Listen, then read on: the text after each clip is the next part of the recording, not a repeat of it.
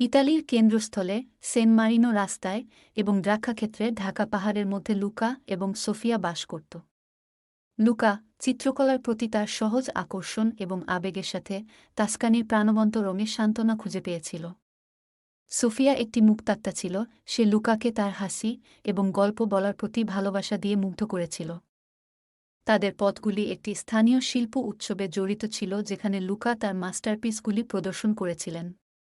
Sophia তার পেইন্টিংগুলির প্রাণবন্ত স্ট্রোকের প্রতি আকৃষ্ট হয়ে একটি কথোপকথন শুরু করেছিল এবং শীঘ্রই তারা একে অপরের জগতে হারিয়ে গিয়েছিল। তাদের রোম্যান্স টাস্কান সূর্যের মতো ফুলে উঠল এবং স্নেহের রঙে আকাশে আঁকা রংধনুর মতো।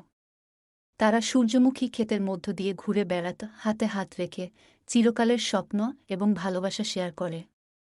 লুকা তার ক্যানভাসে সোফিয়ার দীপ্তিকে অমর করে রেখেছেন। যখন সোফিয়া তাদের প্রেমের গল্প কবিতায় বুনেছেন, একটি অদ্ভুত গ্রামের স্কোয়ারে তারার নিচে, লুকা তার সর্বশ্রেষ্ঠ সৃষ্টি উন্মোচন করেছিলেন, একটি মুরাল তাদের যাত্রা চিত্রিত করে এবং প্রতিটি স্ট্রোক তাদের প্রেমের গল্পের প্রমাণ করে।